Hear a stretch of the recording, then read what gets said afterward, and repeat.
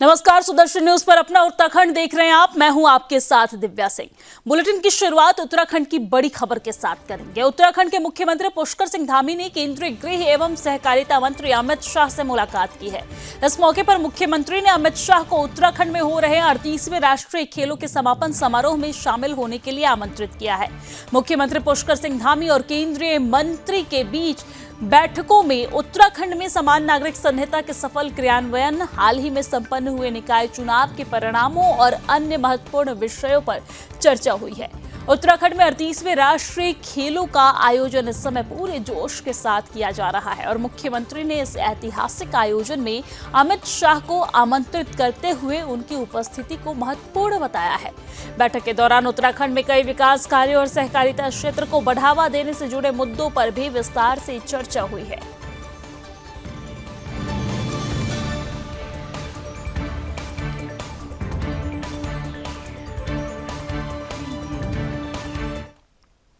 और चलिए अब आगे बढ़ते। प्रधानमंत्री नरेंद्र मोदी ने उत्तराखंड में 38वें राष्ट्रीय खेलों के उद्घाटन के मौके पर शीतकालीन यात्रा और टूरिज्म को बढ़ावा देने की बात की है। उन्होंने कहा है कि उत्तराखंड को उनका दूसरा घर वो मानते हैं और शीतकालीन यात्रा में शामिल होने की इच्छा उन्होंने जताई है। प्रधानमंत्री नरेंद्र मोदी ने लोगों से उत्तराखंड में एडवेंचर और शीतकालीन टूरिज्म का आनंद लेने का आग्रह किया है। उन्होंने ये भी बताया है कि ओलंपिक जैसे बड़े आयोजनों से देश की अर्थव्यवस्था और टूरिज्म को बढ़ावा मिलता है, जिससे उत्तराखंड को नेशनल गेम्स से लाभ हो रहा है। इसके कारण राज्य के अन्य इलाकों में भी लोग जाएंगे और जिससे रोजगार और अर्थव्यवस्था में सुधार होगा। बीजेपी के प्रदेश महामंत्री आदित्य कोठारी ने कहा कि जब भी प्रधानमंत्री उत्तराखंड आते हैं, वो राज्य के विकास के लिए कुछ नया देखते हैं और योजनाओं पर चर्चा करते हैं।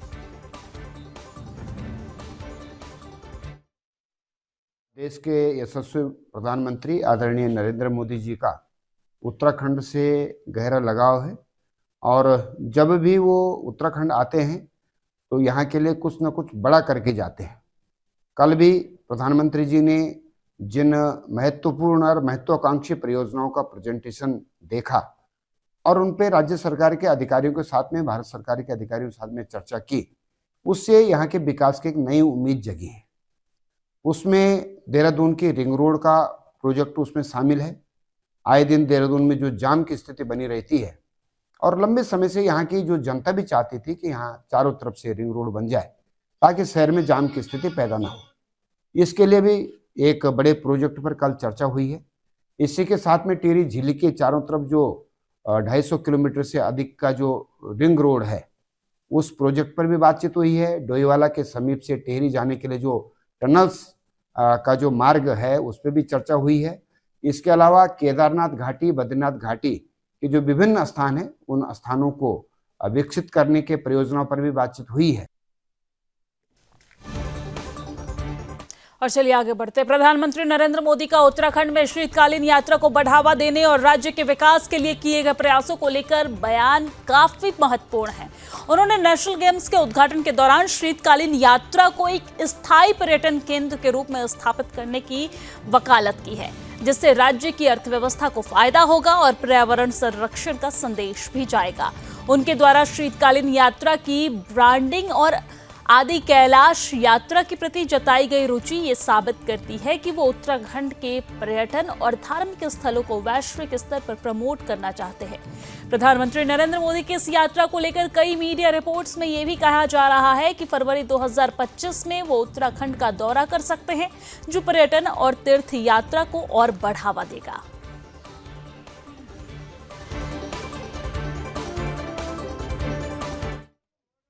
माननीय प्रधानमंत्री जी का जिस प्रकार से केदारनाथ के प्रति, जिस प्रकार से बद्रीनाथ के प्रति, जिस प्रकार से माँ गंगा से, जिस प्रकार से उत्तराखंड की इस देवभूमि से लगाव है, उन्होंने कल अपने भाषण में भी कहा है कि उत्तराखंड उनका दूसरा घर है। निश्चित रूप से इससे उनके प्रेम जो उत्तराखंड के प्रति है वो छलकता है और वे लगातार, हो सकता है देश के पहले ऐसे प्रधानमंत्री होंगे जो देवभूमि में कई बार जो है विभिन्न रूप में जो है उत्तराखंड से जुड़ते रहे हैं। अब की बार शीतकालीन यात्रा के लिए माननीय प्रधानमंत्री जी ने अपने उद्बोधन में कहा है। तो हम यही उम्मीद करते हैं कि माननीय प्रधानमंत्री जी शीतकालीन यात्रा के लिए हम सबको प्रेरित करने के लिए निश्चित रूप से उत्तराखंड इस देवभूमि में पदार्पण करेंगे। और निश्चित रूप से जो माननीय मुख्यमंत्री जी के द्वारा एक इनिशिएटिव लिया गया है कि शीतकालीन यात्रा को बढ़ावा मिलना चाहिए, माननीय प्रधानमंत्री जी के आगमन के बाद से मुझे उसमें यही दिखता है कि हमारी शीतकालीन यात्रा भी हमारी जैसे और अन्य यात्राएं केदारनाथ बद्रीनाथ की यात्राएं चलती है उसी तरीके से ये यात्रा भी फिर से एक गति पकड़ेगी।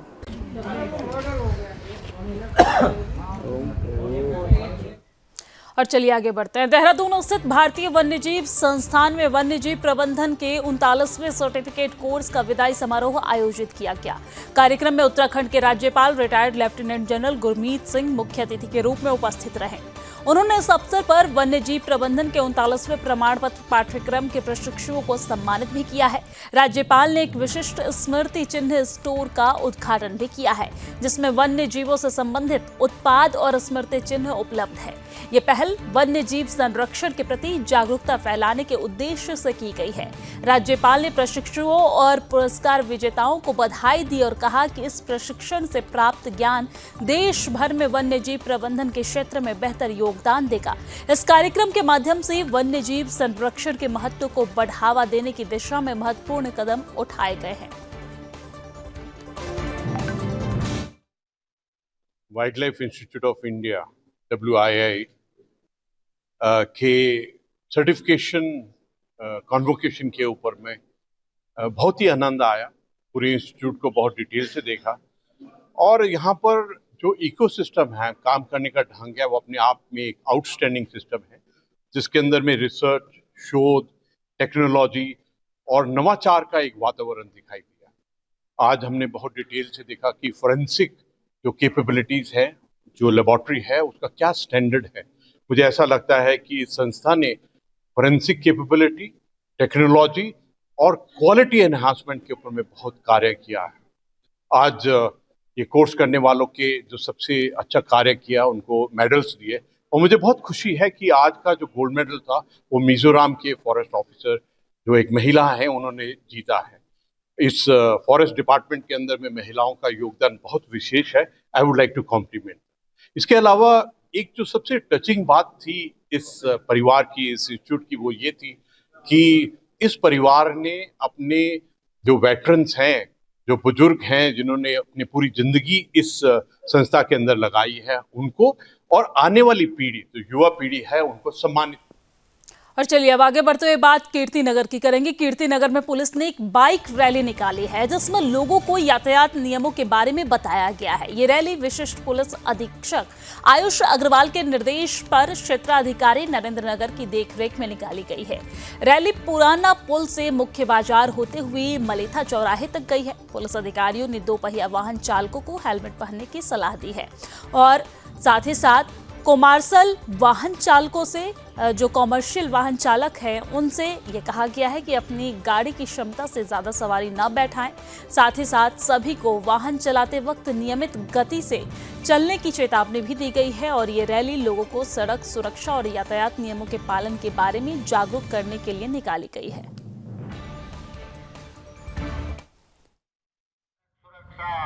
वरिष्ठ पुलिस अधीक्षक महोदय डी अग्रवाल के निर्देश में आज थाना कीर्तिनगर द्वारा सड़क सुरक्षा सप्ताह जन जागरूकता अभियान के तहत बाइक रैली निकाली गई, जिसमें आमजन को यातायात के नियमों का पालन करने हेतु जागरूक किया गया और उनको नियमों से अवगत कराया गया।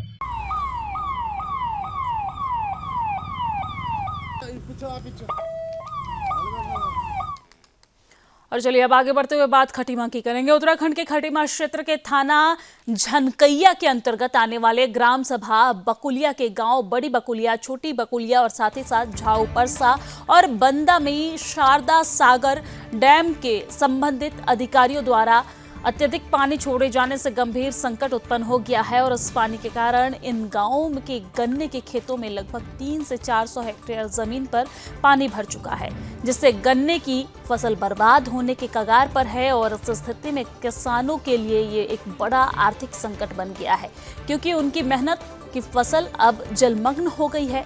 गन्ने के खेतों में पानी इतना ज्यादा भर गया है कि अब वहां पर नाव चल रही है।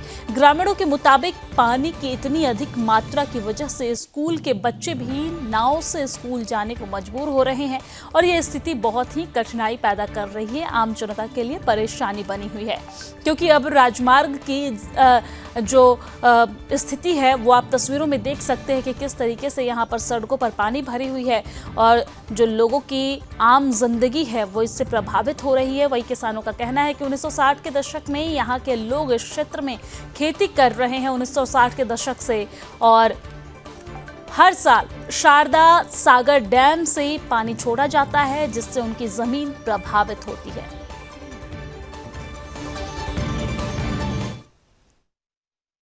किसानों का पानी में 3-4 फुट 10 फुट पानी में भरा हुआ है और फैक्ट्री जो है 20 से 25 फरवरी तक बंद होने वाली है, सितारगंज फैक्ट्री। तो ये बताइए, अगर गन्ना का पानी गन्ने से निकाला नहीं गया तो हम लोग गन्ना कहाँ ले जाएंगे। इसलिए मैं शासन प्रशासन से और मुख्यमंत्री से आवेदन करता हूँ कि इस पानी को सिंचाई शारदा सागर सिंचाई विभाग से अविलंब इसको हटाया जाए, ताकि हम लोग गन्ने की फसल जो है 25 फरवरी के पहले सप्लाई कर सकें। नहीं तो अगर पानी नहीं हटा तो हम लोगों का गन्ना जो है आने पौने पर नहीं बिकेगा और सूख भी रहा है।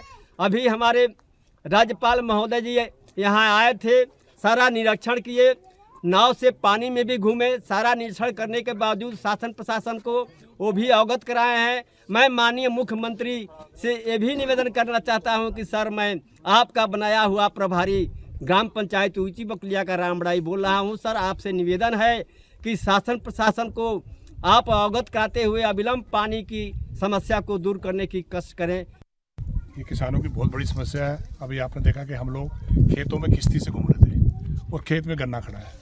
इन बेचारों की इतनी बड़ी दिक्कत है कि ये शारदा सागर डैम जो पीलीभीत का उत्तर प्रदेश सरकार का है, ये जानबूझकर हमारे इन खेतों में पानी भरते हैं, जानबूझकर इनको डिस्टर्ब करते हैं ताकि ये लोग यहाँ से भाग जाएं। लेकिन मैं आपसे ये कहना चाहूँगा कि जिस सड़क पे आप जिस मार्ग पे आप खड़े हैं वो मार्ग हमारे माननीय मुख्यमंत्री जी पुष्कर सिंह धामी जी के द्वारा दिया गया है। आप बिजली के खंभे देख रहे हैं, ये माननीय पुष्कर सिंह धामी जी के द्वारा दिए गए हैं। आप ये पुलियाँ देख रहे हैं, उनके द्वारा दिए गए। जो आपने स्कूल देखा, उनके द्वारा दिया गया। ये मार्ग जो है पिछले 1-2 साल पहले बना था।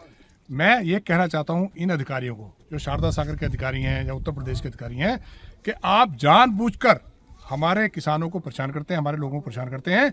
ये 1960 से यहाँ बसे हुए हैं। 1960 से इनके बुजुर्ग बेचारे जिन्होंने ज़मीन जंगल आबाद किए, बंजर आबाद किए और यहाँ के निवासी हैं।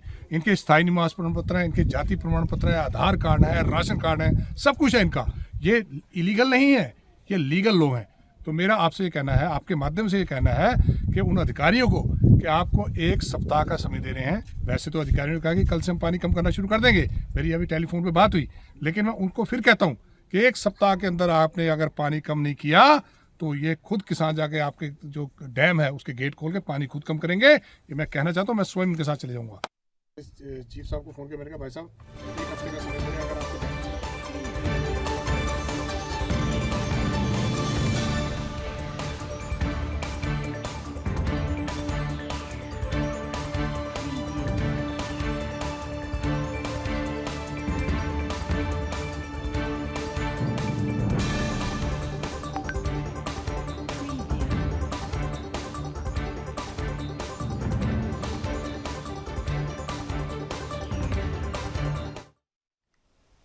और चलिए आगे बढ़ते हैं, बात बागेश्वर की करते हैं। उत्तराखंड का बागेश्वर जिला सालों से सॉफ्ट माइनिंग के तहत खड़िया खनन से राज्य सरकार को अच्छा राजस्व देता आया है, लेकिन नैनीताल हाईकोर्ट के आदेश के बाद पिछले 1 महीने से जिले में खड़िया खदानों में खनन कार्य पूरी तरह से बंद है। खनन पर लगे इस रोक के बाद प्रशासन अलर्ट मोड पर है। नैनीताल कोर्ट कमिश्नरी और जिला अवैध एंटी माइनिंग टीमें नियमित रूप से खदानों का निरीक्षण कर रिपोर्ट शासन को भेज रही है। खनन बंद होने से हजारों लोग बेरोजगार हो गए हैं। Truck transport, tractor, JCB operator और साथ ही साथ नेपाली मूल के मजदूर और स्थानीय लोग अपने परिवार के भरण पोषण के लिए चिंतित नजर आ रहे हैं। खनन से जुड़े मजदूरों के सामने आर्थिक तंगी की स्थिति बनी हुई है। बागेश्वर जिले की रंगली नाकुरी खड़िया पट्टी में स्थानीय लोगों और मजदूरों ने धरना प्रदर्शन कर हाई कोर्ट से खनन मानकों के आधार पर फिर से खदानें खुलवाने की मांग की है। हालांकि हाई कोर्ट ने कांडा तहसील के कुछ खदानों में अनियमितताओं को देखते हुए पूरे जिले में खनन बंद रखने का आदेश दिया था। प्रदर्शनकारियों का कहना है कि हाई कोर्ट को कांडा तहसील में खनन पर रोक जारी रखनी चाहिए, लेकिन कपकोट और साथ ही साथ दुगनाकुरी और बागेश्वर तहसील में मानकों के अनुरूप खनन फिर से शुरू करने की अनुमति दी जानी चाहिए, ताकि लोगों को रोजी रोटी फिर से पटरी पर लोगों की आ सके। और साथ ही साथ खनन कारोबार से जुड़े लोगों का कहना है कि यदि जल्द ही कोई हल नहीं निकाला गया तो जिले में आर्थिक संकट और गहरा सकता है। प्रशासन और सरकार के स्तर पर इस मामले पर चर्चा हो रही है, लेकिन अंतिम फैसला हाईकोर्ट के निर्देश पर ही निर्भर करेगा।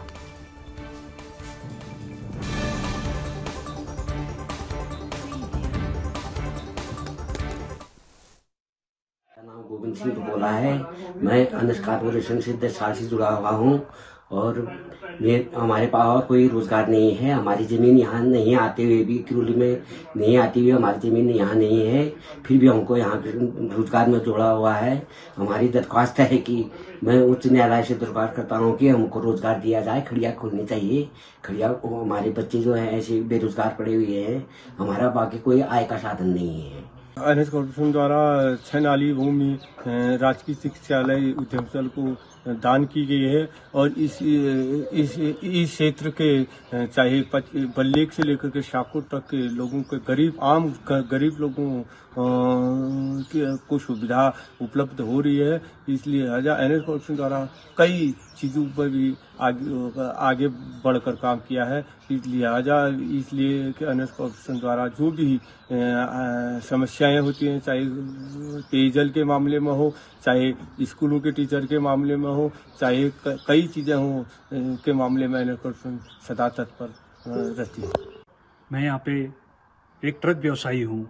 जैसे कि माननीय उच्च न्यायालय का आदेश आया कि यहाँ पे खड़िया खनन बंद होना चाहिए, तो तब से हमारे क्षेत्र ही नहीं, अल्मोड़ा, बागेश्वर, पिथौरागढ़ और चंपावत जिलों के लगभग 2000 से अधिक ट्रक व्यवसायी प्रभावित हुए हैं और करीब 2000 के आसपास ट्रक आज यहाँ पे खड़े हुए हैं और उनको यही आस लगी है कि कब खड़िया खुलती है और कब हमारा रोजगार चलता है।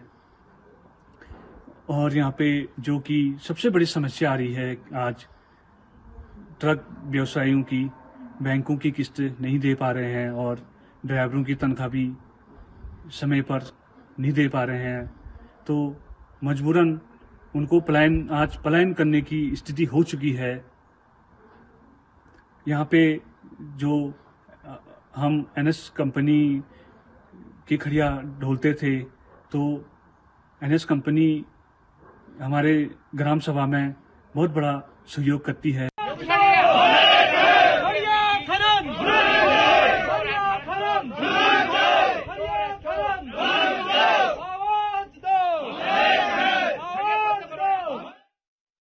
और चलिए आपको सीधा लिए चलते हैं जहां पर दिल्ली में आयोजित जनसभा को संबोधित करते हुए मुख्यमंत्री पुष्कर सिंह धामी ने क्या कुछ कहा, आपको सुनवाते हैं। अनेक ऐतिहासिक निर्णय लिए जा रहे हैं और यहां आने से पहले, आज 29 तारीख है, 25 तारीख से लगातार एक दिन कोई बड़ा डिसीजन, उससे अगले दिन बड़ा डिसीजन, 3 काम हमने उत्तराखंड में लोगों से आह्वान किया था कि हम 3 काम इस जनवरी के माह में करेंगे। पहला काम, अभी वहां निकायों के चुनाव हुए और निकाय के चुनाव में 100% यानी कि 11 में से 10 नगर निगम भारतीय जनता पार्टी ने वहां जीते हैं। भारतीय जनता पार्टी को वहां के लोगों का आशीर्वाद मिला। 27 तारीख को हमने जो उत्तराखंड की देवतुल्य जनता के साथ हमारे प्रधानमंत्री आदरणीय मोदी जी के नेतृत्व में एक संकल्प हमने लिया था कि हम उत्तराखंड के अंदर नई सरकार के गठन होने पर हम उत्तराखंड में रहने वाले हर एक व्यक्ति के लिए, चाहे वो किसी पंथ का होगा, किसी समाज, किसी वर्ग का होगा, किसी संप्रदाय का होगा, किसी समाज का होगा, किसी जाति का होगा, हम सबके लिए एक समान कानून लागू करेंगे। भाइयों बहनों, मुझे आप सबको बताते हुए खुशी हो रही है कि हमने 27 जनवरी, इसी माह 27 जनवरी से उत्तराखंड में सबके लिए एक समान कानून, जो भारत की जब संविधान बन रहा था उसमें उसका प्रावधान किया गया था।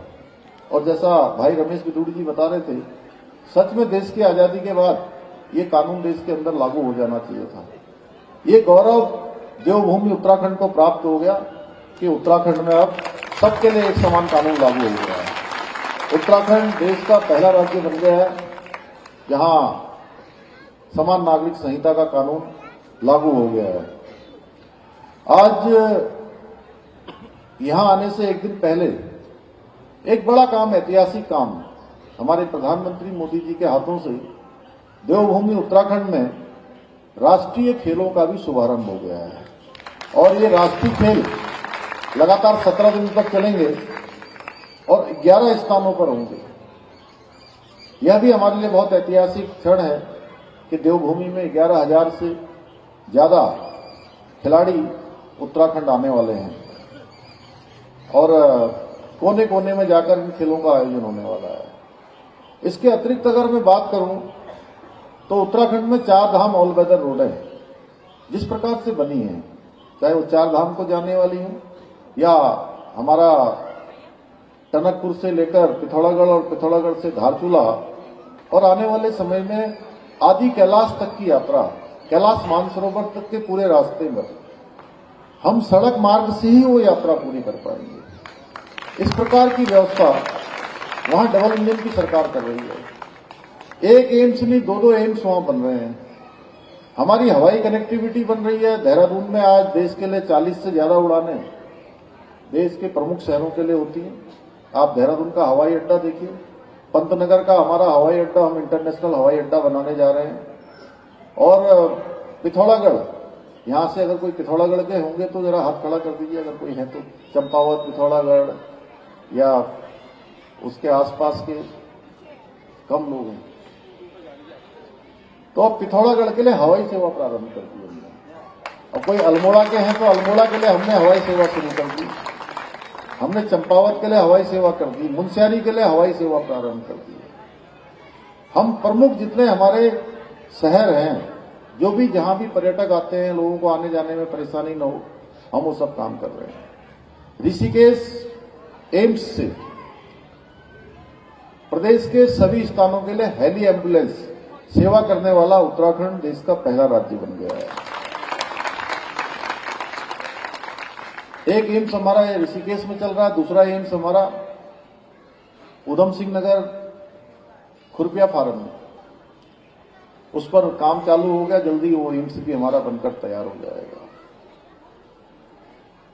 हर एक स्थान के लिए हम हेली सेवा भी प्रारंभ कर रहे हैं। हमने जहां 4 धामों का बहुत तेजी से विकास किया है, केदारखंड में केदारनाथ का नवनिर्माण हो, पुनर्निर्माण हो, बद्रीनाथ धाम का मास्टर प्लान हो, या मानसखंड हमारे कुमाऊं क्षेत्र के जितने मंदिर हैं उन मंदिरों को एक नए मानसखंड मंदिर माला मिशन में बनाना हो, या इनके लिए हमारे यहाँ पर अलग अलग राज्यों के देश के कोनों से ट्रेनें चलानी हो।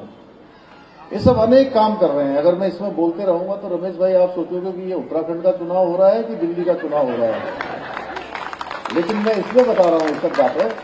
ये बताने का मेरा हेतु जानते हैं क्या है? इतने काम अगर वहां हो पा रहे हैं तो इसलिए हो पा रहे हैं कि वहां पर डबल इंजन की सरकार है। और डबल इंजन की सरकारें बहुत तेजी से काम कर रही हैं, बहुत तेजी से विकास कर रही हैं। इसलिए देश की जनता आज डबल इंजनों को प्राथमिकता दे रही है। आपके बगल में हरियाणा में चुनाव हुआ, अभी तीसरी बार वहां डबल इंजन की सरकार बनी। महाराष्ट्र में चुनाव हुआ, डबल इंजन की सरकार बनी। उत्तराखंड में एक मिथक था। मैं तो चुनाव से 7 महीने पहले मुख्यमंत्री के रूप में मुझे जिम्मेदारी दी गई, और हर बार क्या होता था कि चुनाव होता था